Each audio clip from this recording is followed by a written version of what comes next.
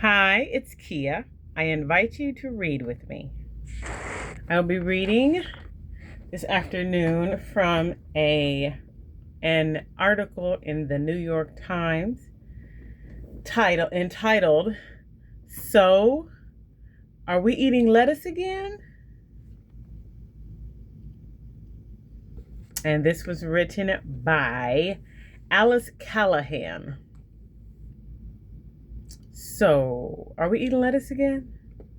As the largest cyclospora outbreak in the U.S. history wanes, experts weigh in on whether iceberg and other fresh produce are still at risk. This was published on August 14th, 2026. It has been a summer of food-borne illness in the United States. Since May 1st, tens of thousands of people have been sickened by cyclospora after eating contaminated iceberg lettuce. And in August, a salmonella outbreak associated with jalapenos affected at least 345 people in 27 states. In a CBS News poll conducted in late July, 40% of the nearly 2,200 U.S. adults surveyed said they were eating less produce because of the cyclospora outbreak, and almost half said they had little to no confidence in the Food and Drug Administration to address it. Kyle Diamantis, the acting commissioner of the FDA, said in a CNBC segment on Monday that the food supply was safe and that Americans should feel confident in eating fresh produce, including leafy greens. We asked experts to weigh in and to clarify the risks of eating the various foods implicated in recent outbreaks. Lettuce.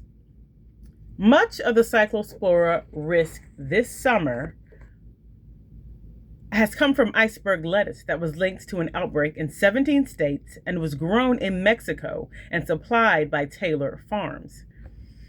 Health officials have confirmed more than 9,400 cases in this outbreak and about 400 hospitalizations and 2 deaths. While causes are continuing to climb as officials confirm and report older cases, there are some signs that the worst of the outbreak is behind us, said David Weinberger, a professor of epidemiology at the Yale School of Public Health. Fewer cyclospora tests are coming back positive nationwide, he said, and fewer people are visiting doctors for diarrhea. Nothing in life is risk-free, Dr. Weinberger said, but we may be back to a normal level of risk when it comes to eating lettuce and other leafy greens. I feel comfortable eating my salad, he said. Donald Schaffner, chair of the Department of Food Science at Rutgers University, said that because the affected lettuce was out of the food supply by now, it's probably safe to resume eating lettuce, including from bagged salads, restaurants, and cafeterias.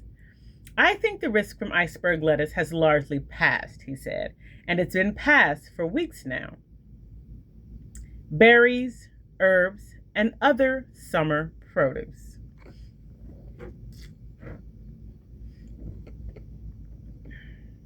Before health officials identified iceberg lettuce as the main culprit of the cyclospora outbreak, many experts recommended caution around summer produce linked to past outbreaks of the parasite, including raspberries, cilantro, parsley, basil, snow peas, and snap peas. In July, health officials in North Carolina said that many of the people sickened with cyclospora in that state had reported eating cilantro and parsley before they became ill. But on August 11th, the North Carolina Health Department said in a statement that the number of new cases there had declined, suggesting that the most common sources of exposed had already passed through the food chain. There is no evidence that berries, herbs, or other summer produce are making people ill, Dr. Schaffner said, so it's safe to continue eating those foods.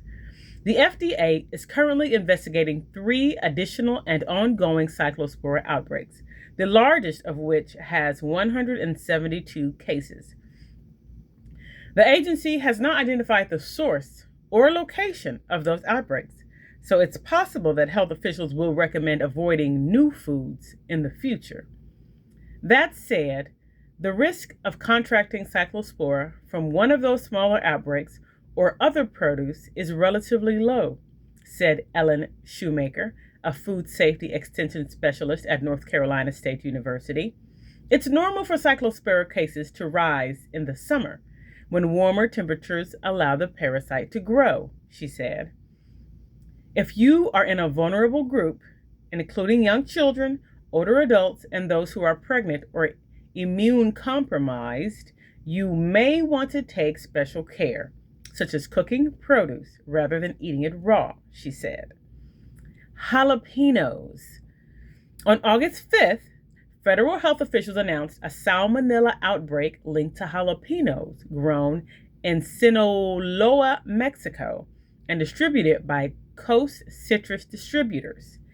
Of 191 people interviewed as part of the outbreak, the FDA reported 93% said they ate at Mexican-style restaurants, including Chipotle and Qdoba, before getting sick. The agency said that as of late July, those chains were no longer serving the affected jalapenos and that it was safe to eat at those establishments. Dozens of prepackaged food containing potentially affected jalapenos, including salsa, guacamole, pico de gallo, and diced jalapeno products, as well as some prepared burritos and sandwiches, have been recalled at Whole Foods, Hannaford, Kroger, Stop and Shop, Target, Trader Joe's, and Walmart locations in various states. Many of those products were sold to stores by Taylor Farms.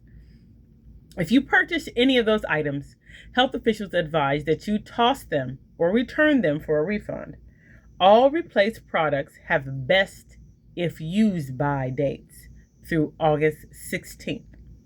Health officials have not said that whole jalapenos sold to grocery stores have been implicated in the outbreak, Dr. Schaffner said.